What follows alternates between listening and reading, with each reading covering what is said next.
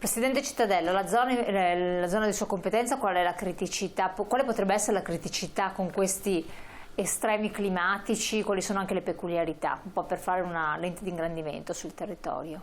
Nella zona, intanto buongiorno a tutti, nella zona dell'Alta Padovana sostanzialmente il nostro problema principalmente è la siccità, nel senso che a noi nell'Alta Padovana manca la capacità di trattenere l'acqua, nel senso che la nostra zona è sempre stata una zona vocata ad avere grossi quantitativi d'acqua e anche ben spalmati nel tempo, mentre negli ultimi anni abbiamo problemi, come si vede negli ultimi tempi, di grossi periodi di pioggia intensa, come adesso una settimana e mezza di pioggia, quindi si ha il problema che una parte dell'acqua si viene assorbita, ma nel momento in cui poi il terreno è pieno d'acqua, nel senso ha la sua capacità di assorbimento è arrivata al limite, è tutta acqua che va a defluire, va nei canali va al mare ed è tutta acqua persa. Tutta acqua persa? Tutta acqua persa che non si riesce a recuperare. Ma non si riesce in nessun modo possibile? Il modo è la manutenzione comunque costante dei fossi, dei canali, che comunque quello aiuta a trattenere l'acqua, però andrebbero fatti degli invasi, andrebbero fatti dei sbarramenti che permetta anche nell'Alta Padovana di avere un momento di poter bloccare l'acqua per poi usarla nel periodo estivo, perché adesso noi qual è il nostro problema? Il nostro problema è che magari adesso ha fatto così tanta acqua, ci siamo salvati, poi abbiamo luglio e agosto che magari non piove più esatto. E non abbiamo più la capacità di andare a prelevare l'acqua, perché nella nostra zona sostanzialmente grossi problemi non ci sono mai stati. Poi a livello di alluvioni, essendo noi una zona vicino al Brenta, essendo il Brenta famoso per essere uscito dagli argini più di qualche volta, a livello di bacini di laminazione, bacini che praticamente sono delle zone dove si decide di allagare, si apre, si allaga la zona, si lascia passare la piena e poi si chiude. Noi in queste cose qui siamo abbastanza preparati, però dico abbastanza perché comunque, come si vede anche per i nostri vicini di casa, i nostri amici emiliani, purtroppo per quanto si è preparati, quando vengono situazioni così critiche è difficile essere preparati al 100%, però secondo me si può sempre fare meglio, nel senso si può sempre pensare, come diceva giustamente il Presidente, da qua ai prossimi anni e trovare delle soluzioni che ci permettano di coadiuvare un po' il tutto, perché mi viene in mente un bacino di raccolta dell'acqua, può essere un bacino che mi permette di andare a pescare l'acqua nel periodo estivo, ma può essere anche un bacino che nei periodi di invece emergenza d'acqua dove piove tanto mi tiene l'acqua, mi aiuta a tenere l'acqua in modo che l'acqua non arrivi magari con un certo volume direttamente in certi posti in cui poi fa danni. Cioè, ci può essere anche una doppia valenza dal mio modesto punto di vista. Certo. Cioè, uno stesso intervento può aiutare in una maniera e anche aiutare nell'altra. Buongiorno a voi.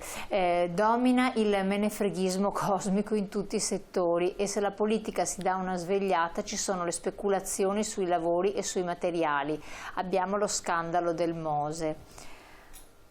Quello a volte perché magari delegare alle istituzioni che si prendano, uno dice vabbè fa tutto l'ente tal dei tali, dopo però giustamente i proprietari si trovano dei conti da pagare, dicono ma se l'avessi fatto fare da un privato magari avrei speso anche meno, no? Ci sono delle opere che devono essere fatte a livello di ente pubblico, istituzionale, sopraelevato, che non può fare il comune cittadino. Noi non possiamo aver paura per gli elementi storici che abbiamo di usarla come scusa per non fare gli investimenti necessari.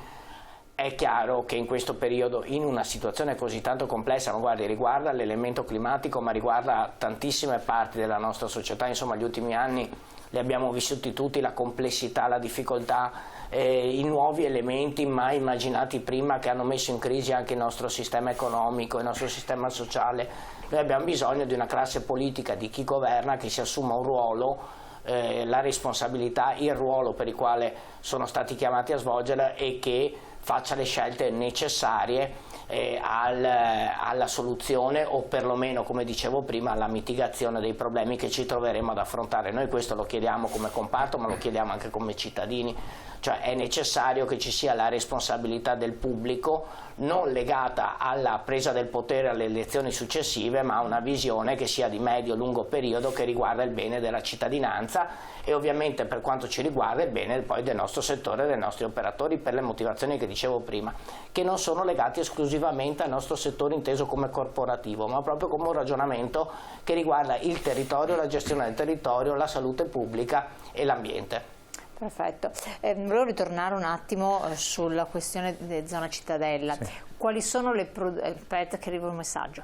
Ma perché nei periodi di siccità non si è provveduto a pulire i fossati, ma si aspetta solo in caso di emergenza? Chi dei voi due? Prego, Vicepresidente. No, nel senso che cioè io mi metto anche comunque nei panni di chi poi deve andare a gestire queste cose, cioè chi poteva prevedere che venisse giù così tanta acqua.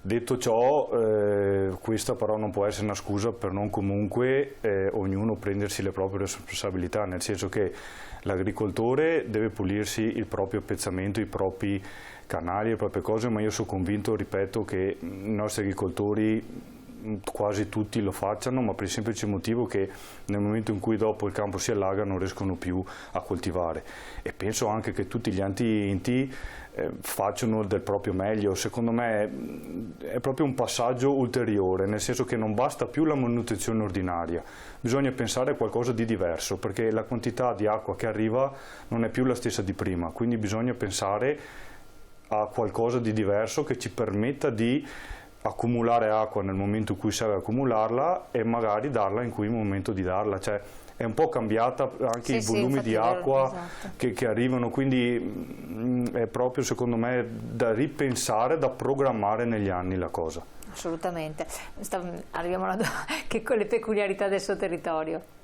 Le peculiarità del mio territorio principalmente sono le aziende zootecniche. Noi abbiamo delle aziende zootecniche... Di cui parliamo poco, è vero? Ci hanno già sollecitato anche i nostri telespettatori, ci sono. Ci sono, e soprattutto al giorno d'oggi per rimanere nel mercato sono anche all'avanguardia. Cioè abbiamo delle aziende che ormai abbiamo gradi di automatizzazione elevate, programmi, sistemi, tempi di semina che abbiamo, e anche gestione dell'acqua, perché insieme alle nostre zone, nei consorzi dove addirittura abbiamo dei posti dove c'è un contatore d'acqua che ci permette di quantificare la quantità di acqua che esce, è programmata anche nel tempo, cioè ormai se le cose vengono fatte si riesce ad avere dei livelli di automazione e di gestione dell'acqua che sono ottimali, solo che bisogna comunque continuare a investire per permettere alle eccellenze del nostro territorio dei seminativi, delle aziende zootecniche, ma anche tante altre, perché comunque anche mi viene in mente le aziende orticole, cioè abbiamo nell'Alta Padovana, essendo una zona ricca, ci sono tante agricolture che vanno gestite, e anche gestendole ci permettono di avere anche un ottimo territorio, perché come giustamente sottolinea sempre il Presidente, l'agricoltura non è fine a se stessa la produzione, è anche quello, ma soprattutto è anche una gestione di un territorio, sì, e soprattutto fa turismo, cioè da noi mi viene in mente Cittadella, Treviso, cioè immaginiamo un Cittadella e un Treviso senza acqua intorno alle mura. Cioè, no, ma infatti, e poi le stesse strutture agricole, gli agriturismi vivono appunto nel momento in cui sono attivi, eccetera. E adesso stiamo vedendo delle bellissime immagini che parlano di prodotti del nostro territorio, lei ha spiegato di aziende zootecniche, poi torneremo su questo. Momento però difficile, perché? Perché purtroppo prodotti della nostra terra, anche a chilometro zero, stagionali, piselli, vediamo, le insalate, però a prezzi altissimi. Prezzi altissimi, qua abbiamo con produzioni calate, però aumenti veramente impressionanti, non altrettanto per quel che riguarda invece quel che resta in mano agli agricoltori. E questo è una cosa abbastanza incresciosa, e i cittadini non riescono a spiegarsi questo, effettivamente, perché i prezzi sono aumentati del 50%, abitudini di vita dei cittadini, abitudini alimentari stanno mutando, quindi si abbandonano prodotti che fanno anche bene perché costano troppo, una famiglia a questo punto non se lo può neanche più permettere, però a voi resta in tasca di meno. Come ci si spiega? Allora, come avevo detto prima, i problemi sono complessi e quindi le soluzioni facili non ce le abbiamo. Noi da un lato abbiamo una situazione di inflazione, cioè di difficoltà di acquisto da parte delle famiglie, che negli ultimi 10 anni non si era mai verificata, e questo modifica per forza di cose i consumi. Dall'altro lato abbiamo l'aumento dei costi per la produzione per quanto riguarda il nostro comparto, le aziende agricole, e dall'altro lato una minore resa proprio dovuta alle condizioni climatiche, ma in prospettiva anche per diciamo, quello che ci viene chiesto rispetto a, diciamo, all'utilizzo, alla riduzione dell'utilizzo di fitofarmaci e di tecniche agronomiche, tra virgolette, più performanti. E questo ci viene richiesto dalla cittadinanza, dall'Unione Europea, attraverso la modulazione di quelli che sono i finanziamenti di PAC del primo pilastro, per cui dei contributi che alle aziende agricole vengono riconosciute per la modalità con la quale coltivano i propri campi. Produrrà sicuramente una riduzione di produzione, questa cosa qua, senza tenere in conto i cambiamenti climatici. Se sommiamo i cambiamenti climatici abbiamo un'ulteriore riduzione della produzione, però con i costi aumentati è chiaro che a un certo punto bisogna fare le somme da bravi imprenditori, comunque da persone che hanno attività economiche, e capire a quanto mettere il nostro prodotto. Questo è nel caso in cui noi vendessimo direttamente il prodotto alle persone. Nel momento in cui però ci affidiamo a quello che è la grande distribuzione organizzata, piuttosto che nel campo del cerealicolo, addirittura ai mercati internazionali, dove il prezzo non viene dettato né dagli agricoltori, ma soprattutto non viene dettato nel territorio, ma addirittura parliamo di produzioni mondiali nella definizione dei prezzi dei cereali, delle granelle, di queste cose qua, è chiaro che le difficoltà aumentano per lo specifico modello diciamo, produttivo italiano.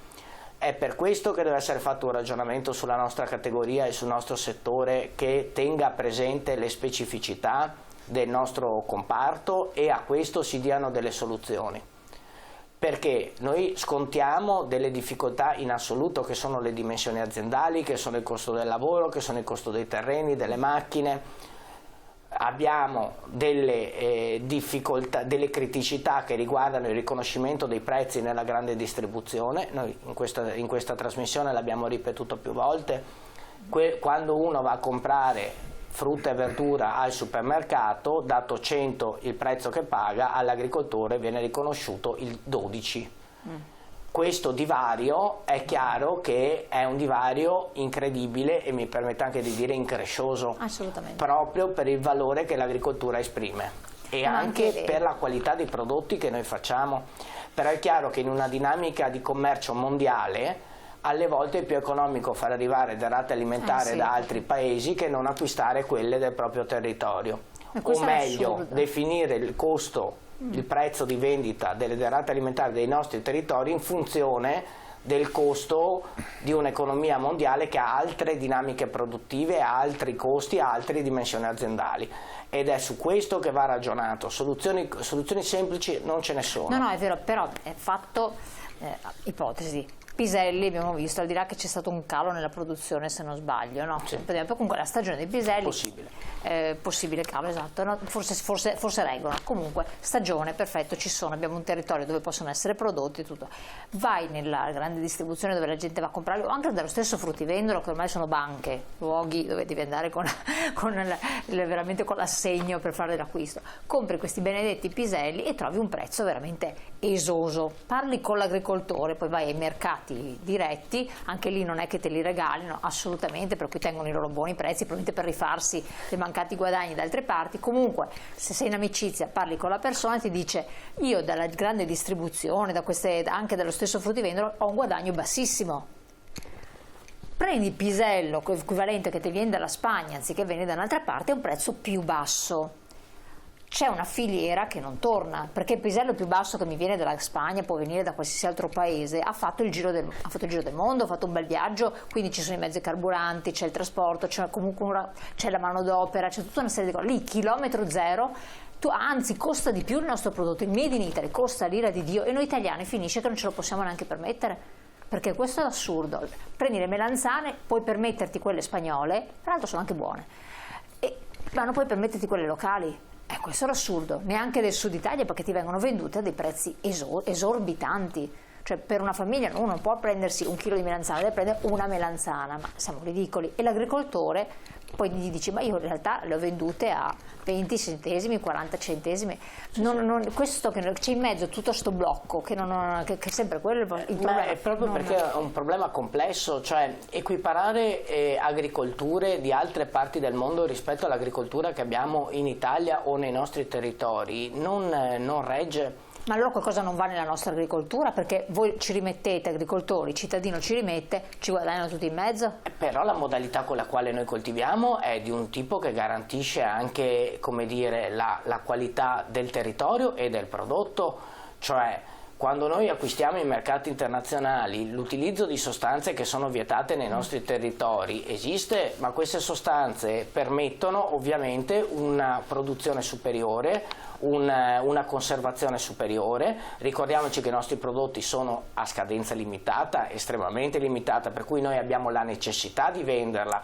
Esatto. E qua rientra anche la possibilità, appunto, cioè la ricattabilità della nostra azienda, cioè noi a un certo punto siamo obbligati a vendere, ma su questo ovviamente ci sono anche delle norme che hanno cercato di intervenire rispetto al ribasso del prezzo, al doppio ribasso di prezzo d'acquisto da parte della grande distribuzione. L'efficacia è ancora tutta da provare, però l'elemento che va comunicato è che noi abbiamo dei costi elevati per costo del lavoro elevato, per costo di macchinari elevato, perché il tipo di produzioni che noi facciamo li facciamo con modalità che non permettono ovviamente quell'economia di scala, perché di questo parliamo quando noi parliamo di mercati internazionali, noi parliamo di applicazioni di economia di scala a livelli importantissimi e irraggiungibili per come è fatto il nostro territorio,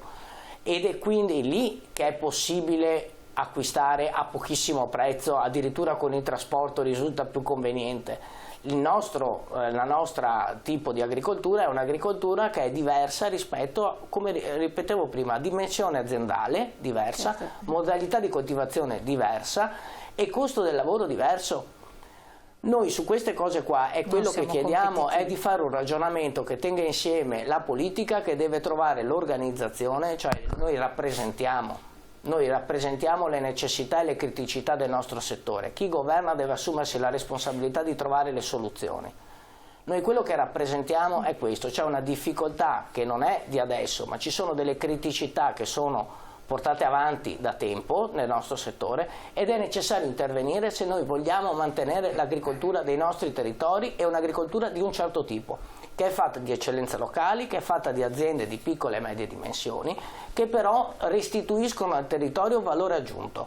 Allora, su questo tema qua, se ci stiamo, va ragionato e va capito come affrontare l'elemento della distribuzione dei nostri beni, la giusta remunerazione dei nostri agricoltori e dei nostri collaboratori, perché l'elemento anche del corretto pagamento dei nostri lavoratori è un elemento importantissimo su quale noi non abbiamo, come dire, dubbi, ma è chiaro che non possiamo rimetterci come imprenditori rispetto alle aziende che facciamo. Allora su questo bisogna interrogarci seriamente su che tipo di iniziative vengono prese e su che tipo di valore noi diamo all'agricoltura.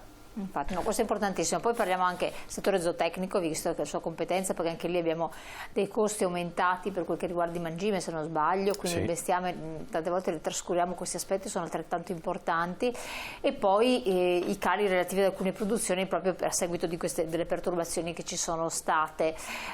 Pubblicità.